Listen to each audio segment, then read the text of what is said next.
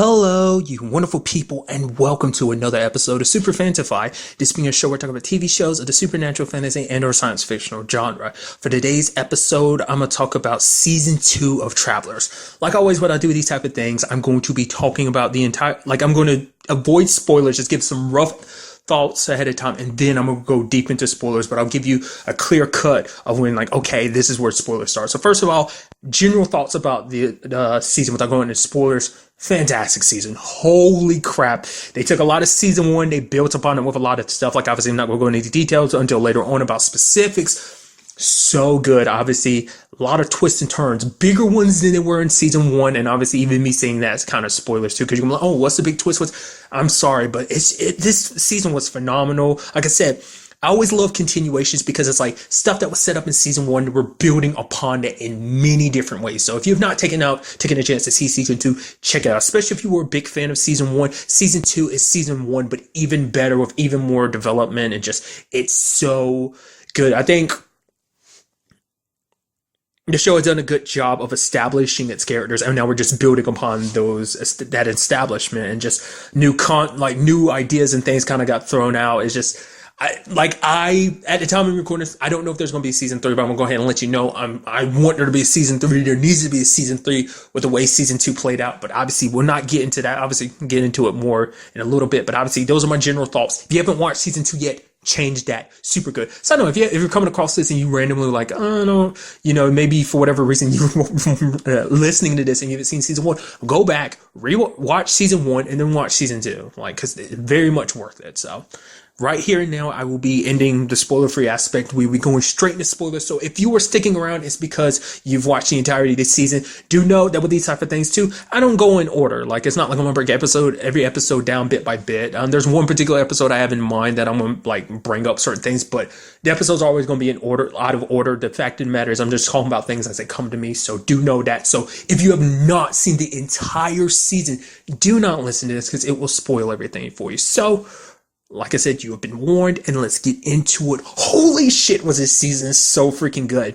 Especially start to finish. So much stuff. Okay, for one, how it started. I was wondering how they're going to pick this up with the way season 1 ended. Basically, other government agencies started getting involved. You had Wakefield and everything. Forbes is there, and it's just Grant's hey, destroy the machine, dude. That's all I can say, Forbes. Just destroy the machine.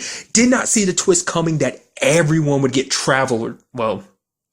overwritten essentially, which is usually only used for travelers, but in this sense we'll use it for them. Did not see that coming, especially Forbes, because I'm oh man, that's Grant's partner. I was no, and then I was excited for a minute. I was oh, this is kind of interesting, because this way you no longer have to worry about lying to your partner, because now your partner can cover you because he's a traveler too, and your partner does. I'm oh man, him with the donuts and everything. I was yeah, and then it turns out that guy is actually part of the faction. But then later on, Forbes gets replaced again, which we don't see him for the rest of the season after that happens. But still, it's kind of a shame, because you really don't see Forbes after he gets overwritten. Another traveler put inside of it later on. So it's kind of interesting. But nevertheless, I still like to see that pop up more. I was hoping we get to see more of that partnership. Sadly, we don't. So, but so much storyline wise, that twist about them being the faction was so good. Because basically, the last directive that was sent by the directive was when he took over Ellis's body to send a message of hey, destroy the machine. That was the last thing from the real director, because the faction then shut off the reactor, so that he was offline. So every subsequent mission that our group went on was stuff prepared by the faction. It was just this long scheme. It was so good with Jenny and those eye drops. I felt so bad for Philip, because it was you could tell he was exchanging one addiction for another, especially when Trevor walked in. He's yo, dude, where are my eye drops? It's yeah, I was so glad that these are helping with the whole heroin situation, bro. And it's he was raging, dude, tossing them around. I guess he slowly waned off them because it no longer was an issue. I wonder, did he go back to heroin or something, or did that actually completely get rid of his addiction? I wonder. It seemed because especially how Marcy had to help him with the whole heroin situation, so I'm curious, did the same thing for the eye drops. Sadly, him and Jenny never kind of picked things up, even though she was a new traveler later on. It was still that awkward thing of well, you still kind of betrayed me and set this whole thing in motion. I felt so bad for Philip, because I was oh man, because I was why is she putting so many damn eye drops in that one particular eye? It was oh, it's because of the whole thing. But like I said, that was probably my favorite twist. I also like the introduction that this season gave us an actual main antagonist. Like season one is all about, oh, this is all about protecting the Earth. Like there's little antagonists and certain things you're supposed to do, like the whole Helios thing, but which we haven't gone back to. Which, to be fair, like over the like it seems like the combination of season one and season two, it seems like it's only been 7 months. The whole Helios thing was supposed to happen like 18 months, so it's like still like a little less than a year away in like regards to the story. But going back to it, it's like we actually have a physical main antagonist. It's Vincent, Traveler number one. Interestingly enough, was supposed to go back in time with 9/11. I think he was sitting there to kind of like test it out to make sure everything was okay. He was supposed to die in the building, but he got out, and basically he spent the next 16 years hiding away. He's the one that's been kidnapping travelers and torturing them. I was like, that is so good. And that casting to it being Enrico, is it Calantoni?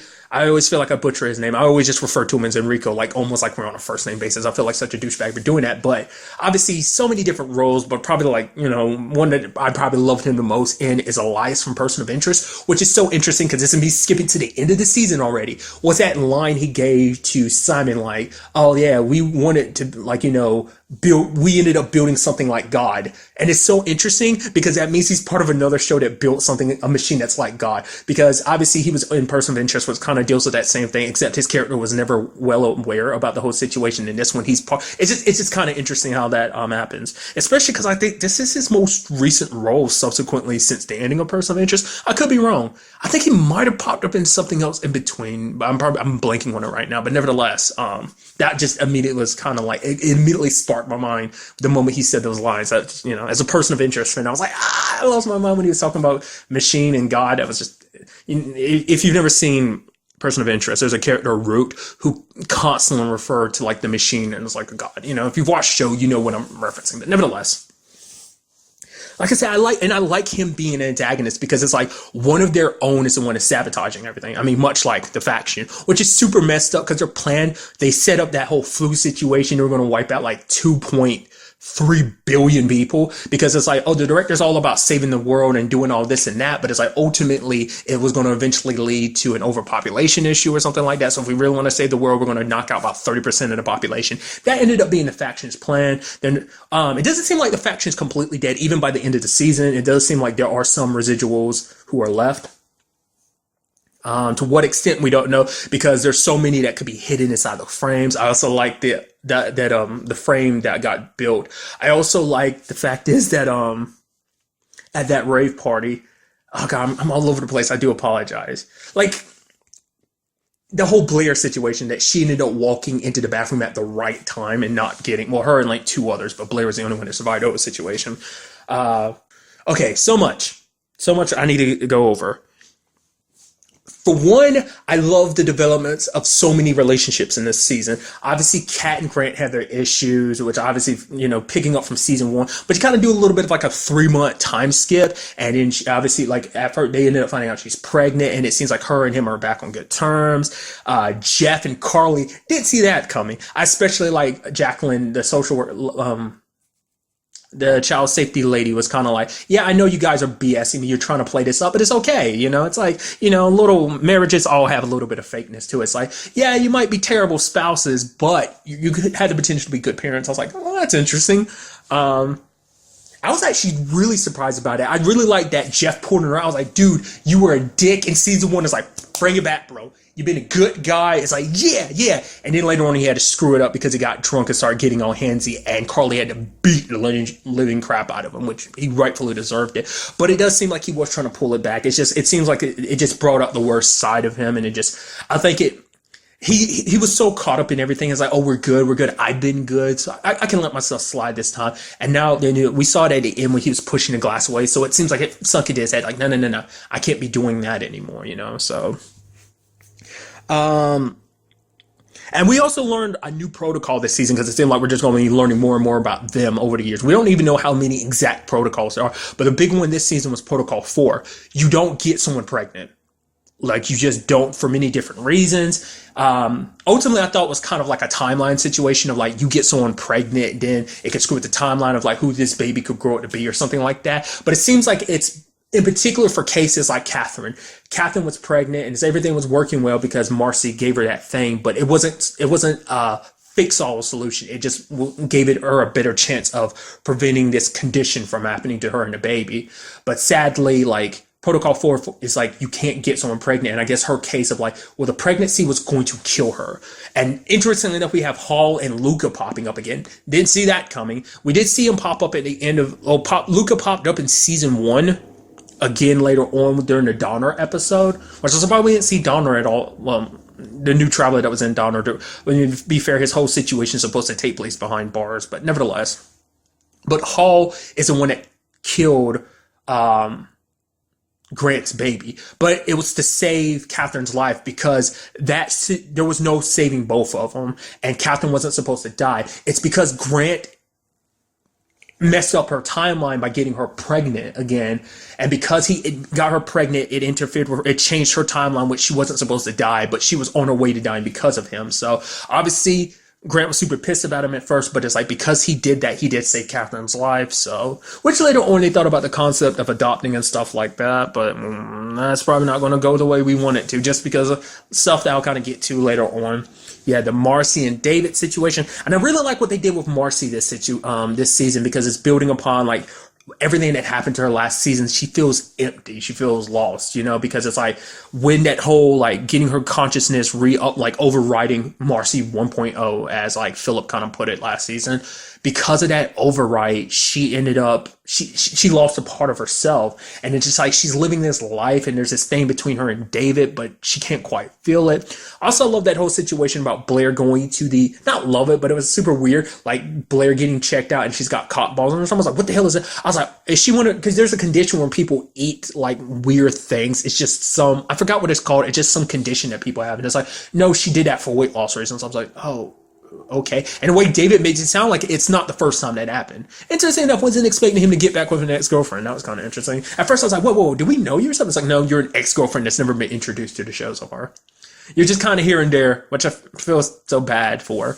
Which is also interesting. She's like, I'm back with you now, David, because you seem so confident. He's like, no, I'm literally the same guy that you dumped before. It's like, well, I didn't realize, how special you are. That whole thing. But I did appreciate that situation with Marcy where she kind of took Grant's advice with the whole situation of like, hey, put yourself in that situation like me and, with the nanites and everything, and try and tap into those strong memories that Marcy may still have. I thought it was all going to be about getting back her other memories, like the times as Marcy 1.0. Marcy Traveler 1.0, I should always say. Because technically, I guess Marcy 1.0 would be the original Marcy. I was expecting all that. I was like, oh man, that's going to be happening.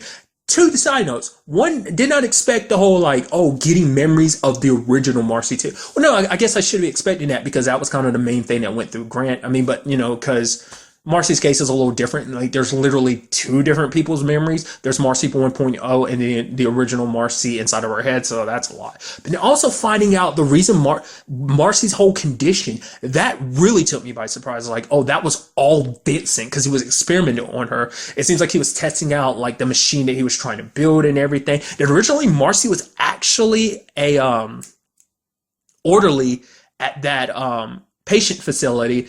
And he basically paid off people to pretend like she wasn't, like, basically she ended up in that condition because of the scanner that he was trying to perform and everything. I was like, that's super messed up. And that's super depressing as hell.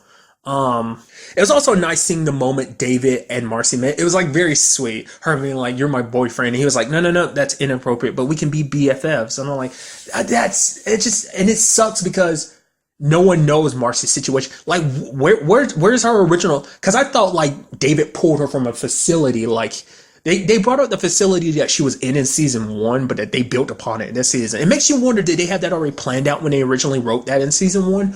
It always makes you wonder, like, what was already thought up beforehand when something was already made, or was it made afterwards? They're like, no, we could do this and make this connection to Vincent like that. That was just so interesting. It's sad. Her condition wasn't something she was born with, like, because like her family had never came up in a situation before, and I was like, huh. That was kind of interesting because I was under the impression like her because I mean to be fair we never met her family last season. I mean because that's still something that's never really tapped into. The only person you really get to meet their family is Trevor, his mom and dad. That's the extent of that.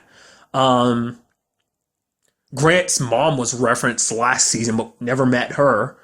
Same thing for everyone else's families. It's just kind of like they're off on their own. So I guess it's one of those things that if we added more people, it would just kind of complicate their roles. I guess it's one of those things you also have to imagine like they're dealing with it off screen. You just don't get to be a part of that conversation. But nevertheless, Marcy's family wasn't worried or looking for her. We didn't see any posts like not unless she's originally not or from that town or something. Like I mean, they were lost contact with her for a while.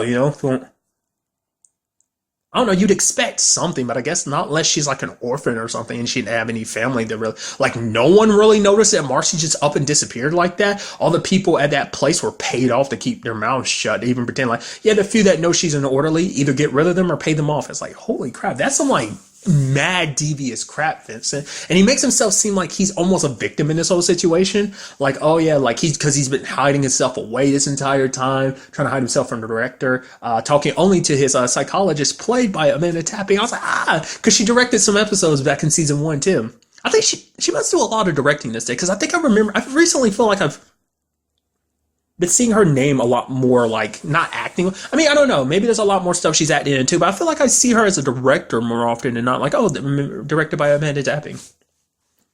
Just I don't know. It's something I just couldn't help but notice. But maybe that's just me.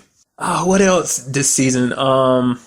Really like what they did with Philip too, the whole historian situation. I like it at first because it's like, yeah, I'm becoming more and more useless because the timeline keeps changing and it's like all the information I have, it's going to be irrelevant soon because the timeline is changing. Maybe these same people aren't dying anymore, so they're not even usable as future travelers. There's also the seed money, like money he makes off of betting and everything. It's like, well, the fact of the matter is can't really make use of that anymore. And then did an interesting thing where it's like, oh yeah, historians, you're getting an update. And that's the particular episode I was referencing earlier. I like that update episode because basically it wasn't just about updating like Philip. You could also look at, it's like episode 9. You could also look at like everyone else's lives kind of updating. Like obviously, I think Kat and Grant were still dealing with a baby situation, not the sad side of the baby situation, but they're like, oh, we're having a baby and everything. Just everything kind of working in a certain direction with everybody's lives. I think like Marcy and David were kind of getting close again. Things are good between Jeff and Carly. Sadly, Trevor was kind of going through something because his buddy Kyle admitted to him like, oh yeah, like their coach is a total freak. Most disgusting human being in the world. And sadly, Trevor had no idea that happened to his host, Trevor. So glad that situation got settled the way it did. I was actually scared that he was going to like retaliate. But I mean, the fact of the matter is Philip kind of helped that whole situation, which I like Philip being like, and the fact of the matter is it doesn't affect anything overall because he eventually gets caught. We just made sure he gets caught sooner. So that was good. But the sad thing is, Kyle got drunk and he was going to die, so he was set up to be the perfect candidate. Like he was turned into a future traveler, so that was a little sad. So Trevor wanted to, well, was it in his number like 00115 wanted to get justice for both Trevor and Kyle as well as anyone else that the coach was most likely doing it to. So just desserts. There's actually an interesting thing that popped up this season really quickly about Trevor. I thought was kind of interesting. There was like one moment in this season where Trevor referred to Gary as his dad. His dad didn't say much, but you almost see a look on his dad's face like, whoa, because he's always been like, Gary. It was around the time he was in and out of the hospital. His dad thought he was still a little winking because of the whole nanite situation. So you can't let people know that you heal too quickly. But it's like, oh man, gotta pretend like everything's, and he's like, thanks for the ride, Dad. And I was like, I immediately took, I was like, he called you Dad. It didn't happen anymore. Like any other time he was talking to him, it's like, it's okay, Gary. And it's like, we're kind of back to that. But I guess it was just that one moment. It's just like, if he called Gary Dad, it becomes less worried, I guess, the whole thing. Which I also appreciate. That's another thing. Getting back to the main point, I forgot. I kind of got sidetracked. But the whole thing with the historian situation, that was incredible. I mean, it wasn't just Philip. All historians had to take it. And now they had to take pills because their brains are so consumed with what they knew before and what they know now. And so the like timelines have a tendency to project and overlap. So they basically would see things from like one of the alternate timelines that exist. And it's like, no, no, no, no. Take the yellow pills and blur, like let that fade away. And it's like, holy crap. And the fact is, you can't let anyone on your team know. So that whole update, the only people who know are historians. No one else on those other travelers' teams know anything, which is kind of incredible. That's a big secret to keep. And I like they also did another thing too, where Philip has to deal with that. Like he's at his meeting and he does that thing like he did in season 1 where he told the truth, but then it was all in his head. So he's like, no, I have a secret, and he left it at that, so. But you knew, like, he knew a lot of stuff ahead of time. Like, he knew about the whole baby situation because, like, the moment it was happening, Philip was kind of sitting there. It's like, he knew. And also, he kept asking about Jeffrey and Jeffrey Jr., like, asking her, like, oh, yeah, y'all okay? And she's like, yeah, why you keep... I was like, the moment he started asking, I was like, you started asking because something's going to happen. Like, Jeff's going to die on the job or something like that. I was so certain he was going to die during that whole flu situation too, because like everyone was on touch and go on that, especially Boyd. I was like, no, don't let Boyd die. That's like one of the few traveler friends that the group has. Don't let her die, please don't. Luckily, she didn't. So the fact is, her team must be low now, because the fact is, remember we learned in season 1 that she's the team leader as well as the medic because their medic died and she stepped up. No. I think it was it their medic or was it their leader? One of the positions ended up dying, so she had to step up and cover. I think it might have been the fact that, yeah, it was their medic died, so she had to, like, she took control of that aspect. So, didn't subsequently see her after that whole situation either, so just something that's kind of in the back of my mind. But he knew something was going to go on with that whole situation. So like I said, I thought Jeffrey was going to die or something bad was going to happen to Jeff Jr., but then that's why. And then Carly asked him later on, Philip doesn't give her answer, but it's like, it's because, was I going to kill him? Was I going to go to jail? Like, what that? I kind of like the fact is Philip called in like that, and especially because Carly was on top punching him. It's like, if he didn't stop her, she would have killed him, most likely, is kind of what that's alluding to. Then she would have went to jail. For one, that would have complicated their whole situation, the whole traveler situation, missions and stuff like that. But also, it's like she would be taken away from Jeffrey Jr., who she loves and cares for deeply, so... Like I said, I just love the direction they took a lot of people this season, especially Grace. Like, obviously, like, you like her a little bit in season 1, but I really like her in this one. Just like how, like, blunt she is. Like, she's helping out Trevor and everything, and and Trevor and Renee are talking, and she's kind of reaching on her. She's like, whoa. And she's like, oh my God, like, I literally had to stop myself from throwing up. Literally the only reason why I'm here, because if I heal too quickly, they're going to be like, oh, Miracle looked too much into it. Besides, I'm getting this food, and hospital food is amazing. Funny considering the fact is that people generally, especially on TV shows are like, yeah, like, hospital food is terrible. But I guess when you're coming from the future, you're really not that picky. So, one of my other favorite episodes, and it was such an interesting concept, was it's the episode with Carrie, where the situation is like basically they're on a mission for the whole meteorite thing, which is important to the construction of the director. And basically McLaren and his team kept dying over and over again. I love that whole, like, everyone picking on McLaren. It's like, yeah, you forgot about your anniversary. It's the 10. It's a big mark. It's the 10-year anniversary. And Kat kept calling him over and over again. I hope you're at the jewelry store getting like the biggest diamond or something. Calling you again. I was like, that's so good.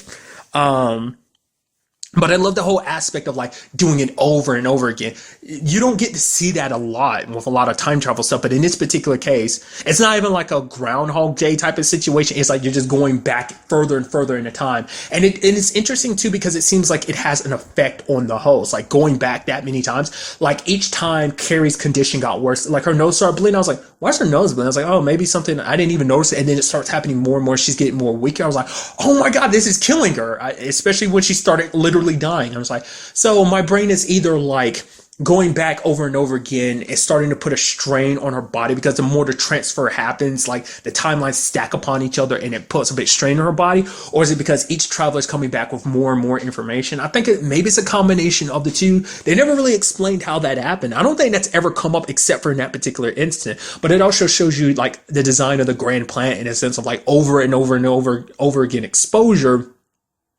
Not what the fuck am I talking about? I'm sorry. I don't know. I started talking and just words came out flowing out my mouth. Like it's like, ugh. Sorry. it's just interesting because it's like now you see like it's never come up before, but who's to say it hasn't happened before that basically a mission needed to be done over and over and over and over again, which is something you feel like it doesn't happen a lot within the confines of the story, but it might actually happen a lot more than we realize because I mean we only see the timelines where it was done right. So this was an episode to be like, yeah, this is kind of what happens on a day-to-day basis. People get sacrificed to try and make things right. It's like, oh, how many attempts did it take? It took about like 7 attempts, and then the 8th attempt, they had to send 2 travelers at the same time. So that was so sad because each time she's just like you see her dying over, and then they start sending one to her brother Wayne and everything. So it was such an interesting episode, just a concept of do it over again, do it till we get it right. So I thought that was just to me that was an episode that easily stuck out in my mind of just like, oh, it's such an interesting thing because that's literally all the episode was trying to get that one moment right. And I did like the fact is they kind of did it out of order because it shows you like, oh, why the moment Carrie shows up, McLaren was like, Carrie? It's like, how the hell do you know her? I was like, oh, they must have told you ahead of time it was going to be Carrie or something. I was like, but still, and it's like, no, because they met at the gas station that you find out later on that particular episode that's how they met, which is like super depressing when you actually think about it. Because when it's all said and done, Carrie still dies with the whole thing, but still. Because basically each time, like the situation changed a little bit. Like, I don't think it was like that the original time, but maybe subsequent like jumps afterwards she gets a little woozy because of all the like transfers that's happening to her in the timeline, but she ended up knocking into her brother and he ends up like getting knocked unconscious and he was going to die. Like, oh, remember the best friend was like, dude, like he might break his neck. Well, later on that's why they start using Wayne's body because his timeline started change because of that whole situation. So like I said, episode that stuck out in my mind. But I also love the fact is that Grace got put on trial for what she did and everything, which had the actor who plays Phil from Van Helsing. He's not the only one that pops up because later on in the final episode of season 2, we see that the actress who plays Doc, she was the doctor that kind of ran things at that patient facility that Vincent and Simon and Marcy were all a part of. I was like, Doc! I was like, that's so interesting. I was like, that has to just be like a Canadian actor thing.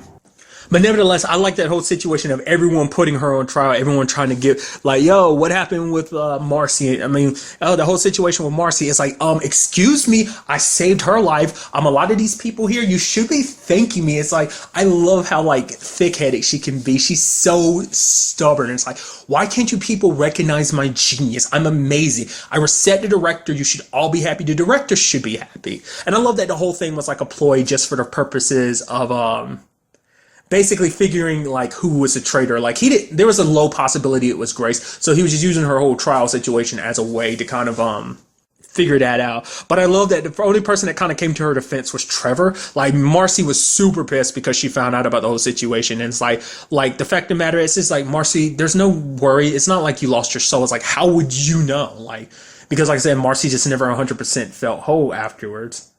And, because even McLaren brings it up in this episode. And it's interesting, too, because I talked about that recently. And what was something recently I talked about that in the whole aspect of, like, your soul isn't just your memories. Oh, yeah, it was like the Christmas episode of Doctor Who this year, like literally this week. That kind of dealt with that same thing of like, you are more than just your memories. Like there has to be more than that makes up who we are, is what McLaren was kind of getting at. So, some of her emotions, some of her empathy and stuff like that, because it's just like, she didn't feel that, like she could see that David cared for her and she cared for David, but she couldn't really like nail it specifically what it was. Like she didn't feel the same way that she felt about him the way obviously he felt about her. And at one point David's like, don't just kiss me to force it. It's like, I want it to happen naturally. I want to be with you, but I want it to be naturally. And so, she left just so it wouldn't complicate things, especially after everything he had to deal with in season 1. Oh my God, I just remembered it. I was so hoping I wouldn't forget it. Hands down, one of my favorite jokes was about the whole situation that David has to deal with about the whole body thing in his apartment, and that his lawyer ended up being Ray, and he's like, well, you're going to get 9 to 10. And he's like, wait, he's like, you're going to get 10 years, maybe 9's tops. And then David's like, what? And then Ray's like, nah, I'm just fucking with you. David's like, why would you? I was like, that's so messed up. It's so good. Oh, God, I loved it. But going back to it, I love the fact is that Trevor was the only one that was really looking out for Grace and just being like, no, because he's like, if anyone's fault, it's my fault, because he wanted to save Grace's life because of how special she was. So he's the one that set it all in motion. Because we ended up finding out some interesting things. Basically, the traveler inside of Grace doing what she did. Literally, she stopped. She shut down traveling for like 4 hours because she was trying so hard to get to Grace's body because of Trevor's interference. If he hadn't interfered, she would have gotten to Grace's body sooner, but because she was specifically trying to get to Grace's body, she halted like the transfer progress just because of everything, because she knew she could get to Marcy, which she knew Marcy could help with this whole like resetting the director situation too. So it's super messed up, and it's like, oh, because you did this, literally so many operations didn't work out. There was a derailment, train derailment, someone that was supposed to be stopped but wasn't stopped because a traveler wasn't able to go back in time at that particular moment to save things. I guess even at this point in time, well, there's that whole situation of, well, couldn't you still do what you did with the whole Carrie situation, like go further back in time and fix that now that that's no longer an issue? But I guess at the time there's also the aspect of like the faction and everything, and the director kind of being shut down, that whole thing. So, but I love the fact is that Grace and Trevor, like he hugs her, and she's like, oh, she's like, so do you have a sexual partner or something? And Trevor just kind of looks away and just kind of like ignores the question. Immediately, my brain was kind of thinking, like, I always thought that was going to be a thing, because him and Renee kind of break up in this season. So it's like, no, you go ahead, you figure yourself out. For Trevor, he's always dealing with the whole fact as well. He is like one of the oldest people in history. So if not the oldest person in history, which we have still not stated how old Trevor is. All we get is one line from season 1 was like, yeah, that dude's literally older than all of us in this room put together. So I mean, he even says it later on. He's old enough to have seen both of his sons die of old age. It's like, how freaking old are you? How do people live that long in the future? Like, what did your, like, how, like, the world's kind of a crappy, decaying place, apparently, but it's like, yeah, you're still able to live for that long? Like, must be because of technology. It obviously has to be because of technology, but to, like, how that works and what it is exactly, well, we don't know, at least for now, so. But in my mind, I always kind of wanted him and Grace to get together just because, I don't know. It seemed like the perfect click, I don't know, just because I love her as Grace. Like, I love her adopting this new personality, because we never really got to know Grace's personality until after she got, a traveler inside of her head. That we had moments here and there showing her as a concerning school counselor, but now you have her just being like this super stuck up programmer that's like super full of herself and doesn't have patience for a lot of people. She's not much of a people person. She just kind of like snaps at people and is just like, oh my god, are you an idiot type of person, and just like, which is kind of the worst job to put her in as guidance counselor, considering the fact that she's not the most tactful, and she kind of has borderlining social issue, so borderlining underdeveloped social skills in a sense. So, but I still want them kind of to get together though. So probably out of anyone, I probably feel sad. I feel super sad for Simon because of the whole, like, much like Marcy and Philip, he was put in a body that wasn't his. Simon has schizophrenia that popped up later on in life. He was obviously one of the first people. He's like 004, so he's like easily one of the earliest people. Well, not literally. He's literally one of the earliest people with the whole time travel situation. He's the one that kind of set up the structure of what they're able to use, like the back aspects of the web and stuff like that for their communications. He basically laid the groundwork and constructed that whole thing, so that's pretty neat. But basically, because at first I was wondering about that whole situation, because he saw Vincent, but he met Vincent in person afterwards, but he was already seeing Vincent in his head and stuff like that. I was like, what is up with that? It's like, oh, because he already had it in his brain, like, oh, he needed to be on the lookout for Vincent because Vincent was here, and he was still on the top of the director's probably list of like trying to track him down and everything. So there's that. So I was wondering what that was all about. But ultimately, when it's all said and done, Vincent actually believed, like, oh man, he's going to help. I mean, Simon was like, oh, he's going to help me. He's going to help me. But it's like, no, all Vincent cared about was getting the machine done so that he could do what he needed to do. Because I was wondering about it, because he's like, oh, I'm going to turn myself over to the director. But it's like, I didn't know what his whole plan was, because because like he had killed those faction members and taken the, at least the schematics to the, the frame that was built, or at the very least, he copied down the schematics, whatever the case may be, and he ended up getting Simon to build it for him. And that last time we see Simon, Simon's like, "Yeah, stay here with me," and thinking that machine's going to work, but it's not. It probably had its one purpose, but other than that, I don't know. Like I said, I'm curious to see like.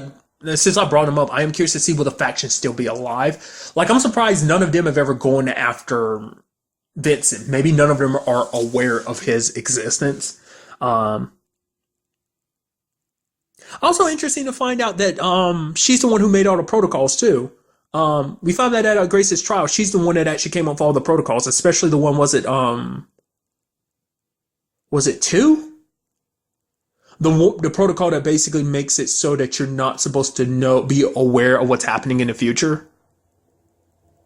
I forgot which protocol that was.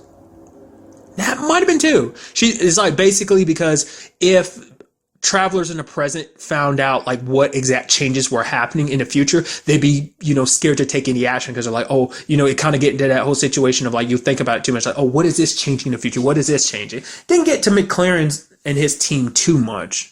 It came up, but it was never like a big issue for them because they still knew that things were changing. Obviously, for the worse with this whole faction situation becoming created. So it is crazy when you end up kind of creating essentially your own destruction. Which once again, I bring that up as kind of some of the best villains are created when you create them accidentally. Like Vincent, he was created accidentally. He was meant to do a job, but things didn't work out. It's kind of very similar to the original Donner, the first traveler that went to Donner. It's like I was sent to do this, and the whole bomb situation didn't work. Time travel plans don't always work out, so much like Donner, Vincent kind of did a betrayal situation, but I guess you can make the argument that Donner was a repeat of Vincent to a certain degree. So, but to me, quite easily the best episode in the entire season is obviously that season finale. Holy shit. Basically, travelers being outed, which is so interesting because you have Wakefield being like, honestly, every government has been basically keeping an eye on us. Every initiative you can think of, NSA, CIA, every government around the world, which interesting enough, this is like our first episode to really get to experience like how widespread the whole traveler situation is, because we got to see it abroad in other countries, mainly because of the whole flu situation. We saw a little bit because that whole flu thing was like going like spreading worldwide. But nevertheless, the fact of the matter is things kind of being played out the way they were. Everyone's important person was kidnapped. Even Ray was kidnapped because Ray is the only friend that Philip has. Because like everyone's check on your loved ones. And then Philip's looking at Poppy because it's like, yeah, Poppy, you're kind of the only person. I don't even think he thought about Ray because it's like, I don't know. I'm sure he just didn't think about it, but it's like Ray was there too. And it's just like, I love that moment of everyone being told the truth, especially David. David's like, nah, you're being stupid. Time travel? Do you know how stupid you sound, Doctor? What? Pfft, time travel. And then they're all in the room together and they're trying to figure things out. Grace is the one that kind of screwed everything up because she's like, oh my God, like time travel? Of course it's not real. Of course them saying this is all possible because it's like, and going all sciencey on it. And they're like, what did you say that you did again? And then Catherine was like, she said she was a guidance counselor. And Grace was like, oops. I was like, that's so good. Like everyone important to the main characters is figuring everything out, being told the truth and everything. I'm sure it was mainly to buy time, but at the same time, because this basically makes it so that, because at the end, I didn't even think about it until I started talking about it now. Because at the end, what took me also by surprise is the fact that he transferred his consciousness into Dr. Perot, played by Amanda Tapping. But it's like, I felt that's so sad. So does that begs the question, was she Dr. Perot the entire time? Was he Dr. Perot the entire time or up to a certain point? I'm curious. Like, I mean, we did see points where Vincent was walking around, but maybe those were just, well, no, because at the end of the episode, those whole conversations, we do realize now that was in Vincent's own head in Simon's head the entire time, wasn't it? At least a good chunk of that might have just been in Simon's head. The moment the machine got fixed, maybe that's when Vincent made that happen. So any other subsequent times we saw, it's hard to say because who's to say that wasn't cut out of order? We saw this happening here, or maybe it was working fine because with his whole schizophrenia situation, he could have been seeing stuff that wasn't happening. The machine might have been fixed the entire time. it might have been fine the entire time, and he was trying to repair something that was already fine and working, and Vincent was using it. So that could have been Dr. Peru the entire time. But now it clicks in my head why she did it. Why he did it. Because by exposing travelers, now the director has no more reason to come after him, because it's like your entire plan has been laid bare. The entire world knows that you exist. Also kind of giving a middle finger to McLaren and his team to make them not come after him. But it's like, this is going to doubly make them want to come after you because you screwed their lives up. Carly can't be with Jeff because Jeff's pushing her away. But it's like, to be fair, you're going to kill your wife. She told you from the very beginning. And Ray's like, oh, am I really your friend? You know, it's like, well, yeah. You helped them get over their whole addiction thing. And it's like, really? You're playing the high ground now, even though you were just using him for bets and shit like that? You know, so there's that. David and Marcy, that's definitely a complicated situation. Sad situation. Same thing for Grant and Kat too. It's like, you killed my husband, and slaps him. That's literally how the season ends and everything. But it's like, well, to be fair, once again, your husband was going to die anyway, and I just jumped in his body before he died. But then there's a whole situation where you could have prevented his death and everything. It's like, we're trying to save humanity here, but it's still, these are the people that are important to us. And Jeff can't play the high ground, considering the fact is, once again, you were going to kill your wife that night. Carly literally told you last season what was going to happen, so it kind of puts things more in perspective now. So once again, kind of pulling back from that douchebaggery, but it's like, let's not forget the wounds of when she beat the crap out of you are still on your face and everything. So the only one who kind of walked away from this situation pretty good is Trevor, because Grace was there. I wonder, did they take a Grace initially because they knew she was 0027, or was it that I don't know. It seemed like they took her, well, because she is the most, I mean, because they could have picked anyone for Trevor, but I guess that shows you just how important she is or has become to him for them. Well, because Grace, I guess it's because Grace was always important, because like Vincent's had an eye on all of them for a while. He knows like who's important to who. So, but like I said, I am so curious to see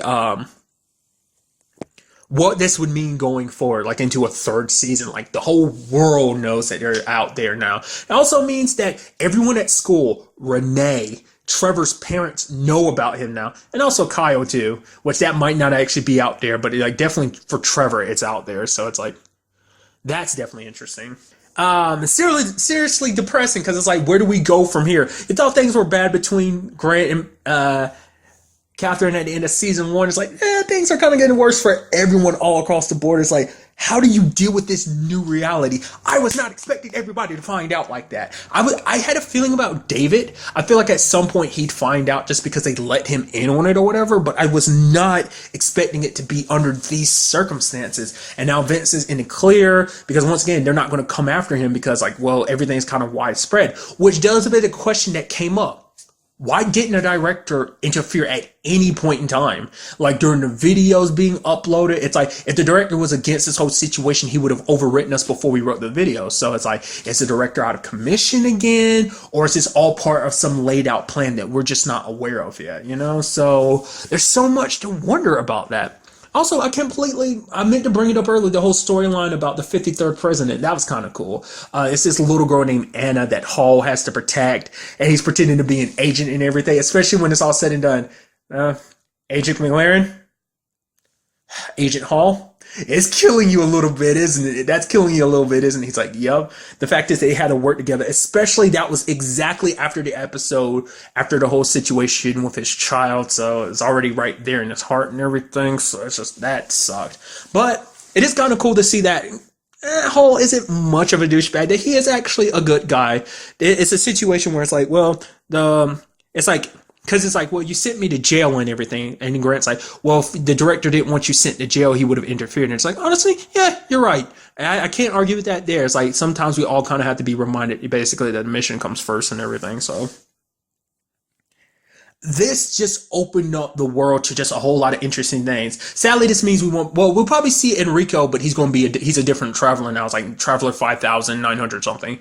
But he's in Perlo. So cool thing is that means we're going to be seeing a lot more of Amanda Tapping, which I'm like, yeah, that's so cool. Like I said, like I brought up earlier, most of the times I see her name is usually like, oh, she's directing something, which is cool. Like, but like I said, I don't know. Like, I'd have to actually look up her filmography later on to see, like, has she been doing a lot more acting or directing? Like I said, it just feels like it's been more directing. I can't remember what the last thing is that I saw her in. I feel like it was something more recently. not unless it was like a couple seasons ago in Supernatural when she was playing one of those angels, like those top level angels running things in heaven. I think that's like one of the last things I saw her in. That was like season 8, I think. So that's a good many years ago. That might be the last thing I've seen her, but I think I've seen her in something more recently. I just can't place it. Nevertheless. And a big thing, like I said, we could see going forward in season 3 would also be the whole historian thing. Like, because, I mean, you even see it like, because it's already hard enough absorbing a lot of information, knowing the depths of everyone and everything like that. But then he has to see it in a new light. It has to all be jammed inside of his brain again. It's actually kind of interesting because Philip kind of explains it on his recording, like when Vincent kind of forced him on to make recordings, that basically they're basically born for this. They're chosen as like children or to be who they are, historians, because it's like they have to build up that special skill to be absorb and handle that information to be able to recall it whenever they need to and stuff like that. So it's fascinating. I mean, we still have no idea what the future holds for this team. Philip has a good idea, but even stuff including his team, he can't say Jack, he can't say Dilly Squad about, because that'd be breaking Protocol 2H. That's it.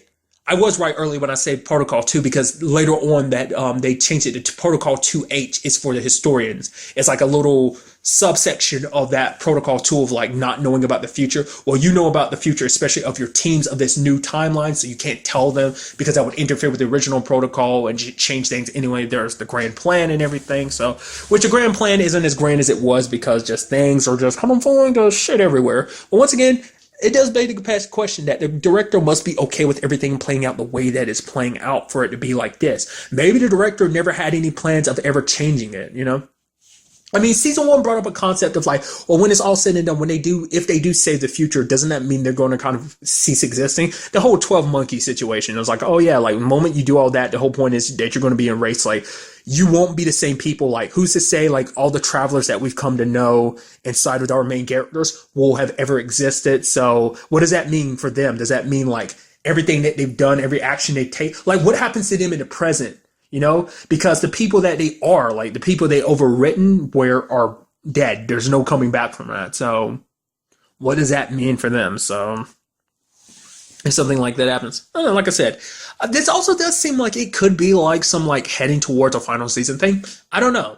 Like I said, at the time of recording this, I haven't looked it up. I made sure not to look it up because in case there isn't a third season, I want to go ahead and get all my thoughts, my hopes and everything. It's a little depressing when you end up talking about something. It's like you're super excited and you find out the show has gotten canceled and you're like, okay. And it kind of makes recording my thoughts afterward a little harder. So I'm recording this ahead of time. I will be looking it up later on. If there is any information, I will include it in the comments down below whenever I post this, which I'm recording this like 4 o'clock in the morning on a Thursday, the 29th to be exact. No, 28th. Sorry about that. So we'll just kind of have to wait and see about that. So, like I said, I will include that information in the comments down below if it becomes available. So, because it's interesting, like a little side note, this actually is I think it's a Canadian show, so it actually airs on TV, I think episode by episode, like week to week. Because I think I ended up, like a little while back, ended up stumbling across some stuff from this season when I was looking up thumbnails for something else. I don't remember what it was, but it just kind of caught my idea. I think only here in the States is it like a Netflix original. It's just because of licensing, so they bought the licenses for it here, so it airs on here in the US. So I don't know. That's just something to overthink about. But like I said, it's like a regular TV show, like week to week on in Canada. So also really quickly too, because it's a storyline that they've kept throwing out there too. I meant to bring this up when I was talking about the whole situation. It's a whole Luca thing. Luca possibly being Marcy's brother. They kind of bring it up because it's like, well, they were separated at birth, something they never really brought up too much in season 1. So there must be something to that because they keep bringing it up every time. It's like, oh, you might possibly be my brother. So that would definitely be interesting going forward, especially with the whole David, the only other person outside of this whole situation, because everyone in the team has someone important to him. Grant had, Forbes and his wife, more so his wife, but also had Forbes. But now it's like, well, we don't have Forbes anymore. Another thing too is I was also halfway expecting probably a lot of those people to ended up being turned into travelers. Catherine kind of felt it. David, I felt like something was going to happen to force them to be travelers. So I don't know. It does seem like the director kind of goes out of his way to almost like the whole like I mean, I'm sure protecting Catherine meant saving something else later on down in the timeline. Like, it just seems weird. I mean, it's all about preserving the timeline as much as possible. It's kind of like the main goal. Save the world, but also preserve this timeline because it's like, well, the fact is, Catherine's death could have catastrophic effects that we just don't know about yet. Like, her dying could have led to, I don't know, like